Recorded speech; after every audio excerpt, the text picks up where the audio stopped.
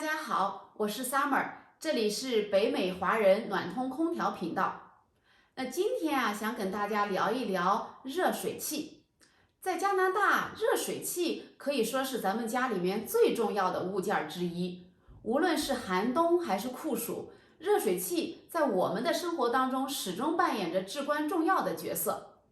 一般来说热水器会安装在地下室锅炉房的某个角落，默默地为我们的日常需求供应热水。我们大多数人呢，平时是不会去关注它。我们大多数人只会在水龙头突然不流出我们需要的热水时才会想起它。而那个时候呢，很多屋主才发现对自己的热水器是有多么的不甚了解。所以本期视频呢，我们想就热水器的基本认识、使用寿命、常见漏水的解决方案和维护保养等等方面，跟大家提供一些基本的相关资讯，以帮助大家更多的了解自己家里的热水器。那么对于热水器来说现在常用的就是两款，一种呢叫做 Hot Water Heater Tank， 是桶装式的热水器，还有一种呢叫做 Tankless Water Heater，也就是我们所讲的即热式的热水器。那么因为目前来讲，在加拿大绝大部分的热水器都还在使用这种 tank 的热水器，也就是含内胆式的热水器。所以在下面的内容当中，我可能更多的会针对这种热水器进行展开。好，首先呢，我们一起来了解几个关于热水器的概念。第一，容量。不论是传统的内胆式热水器还是即热式的热水器，在选择它容量的时候呢，都是根据房子内居住的需求来确定。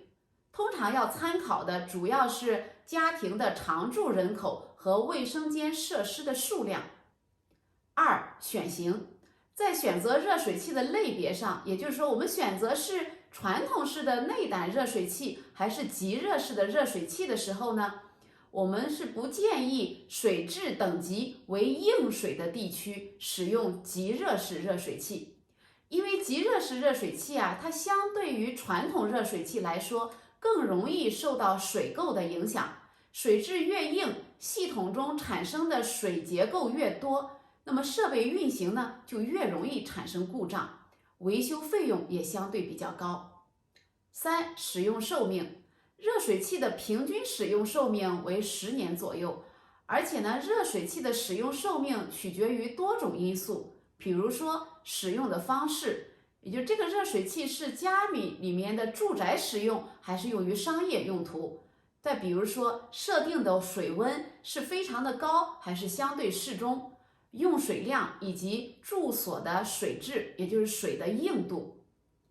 第四，维护保养。无论我们选择哪一种热水器，一般来讲我都建议大家1到2年要进行一次专业的维护保养。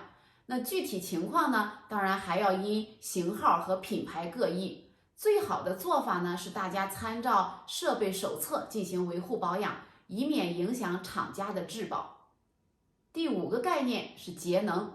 很多热爱环保的朋友会问到这个问题，说如何最大程度的节能呢？在这里可以告诉大家，除了热水器自身技术带来的节能之外，屋主还可以采用下面的措施提升热水器的效率。比如说，对于内胆式热水器的 tank 进行保温。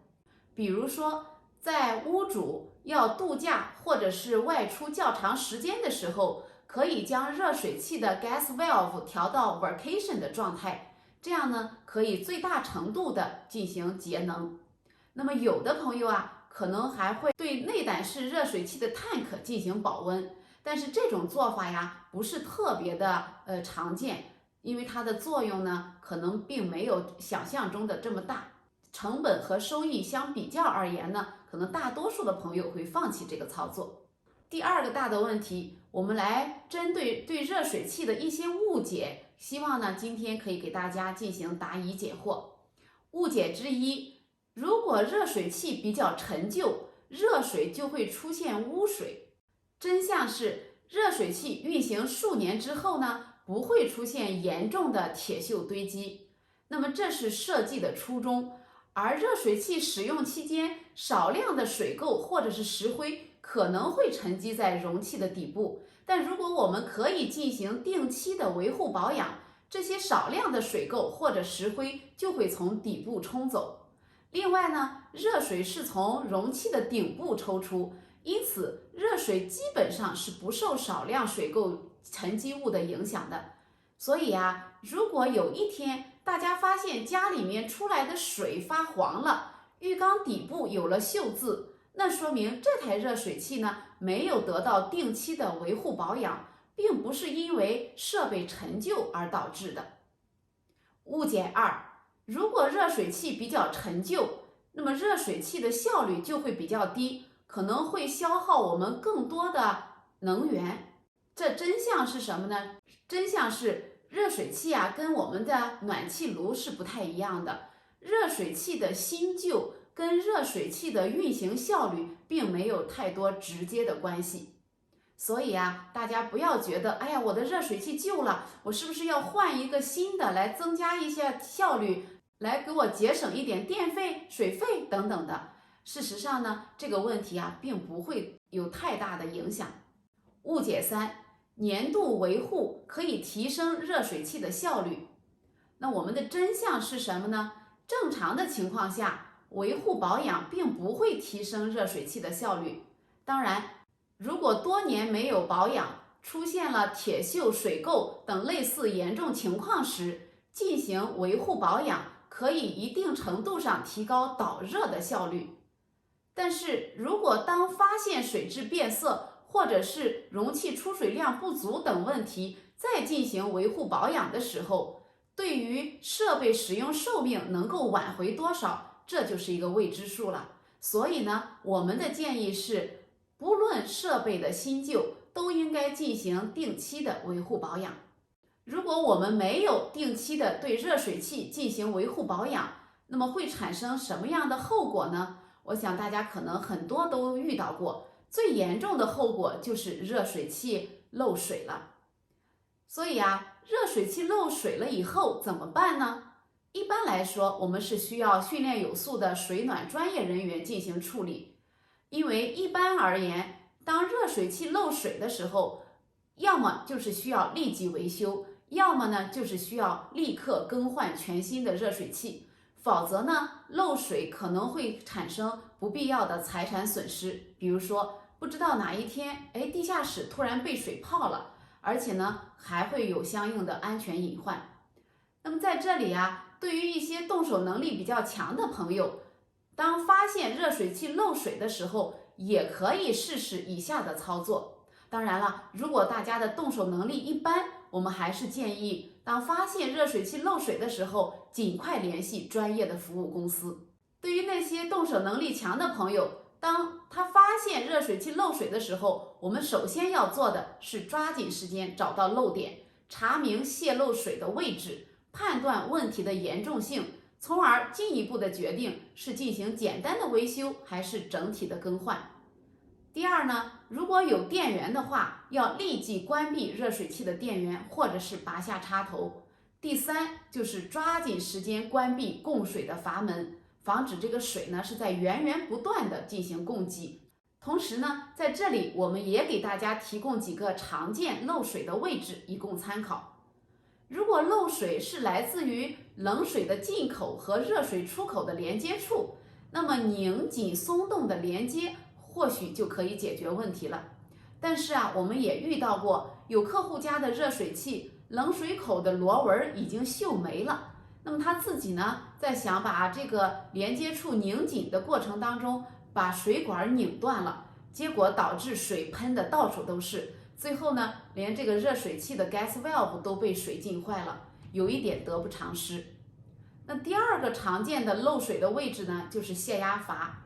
每一个热水器在它水箱的侧面都会有一个泄压阀，并且呢还会有一条通向地面的管道。有的时候当这个泄压阀出现故障的时候，也会出现漏水的情况。第三个可能点呢，就是加热器放水阀。那这种情况呀，我们需要检查位于水箱底部附近的放水阀，如果它出现了裂纹，也会导致漏水。那最后一个呢，也是我们最常见的，就是热水器内胆的底部，也就是那个圆柱形的热水器的底部。如果热水器出现这样的情况，那就意味着是热水器的内胆出现了问题。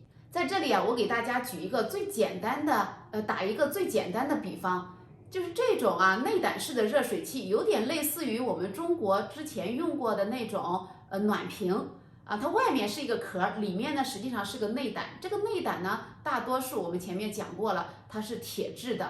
那么经过长期的腐蚀，当内胆出现了漏水以后，也就相当于我们暖瓶里面的那个胆碎掉了，或者是裂了。那么这种情况下，我们就只能把整个的暖瓶换掉。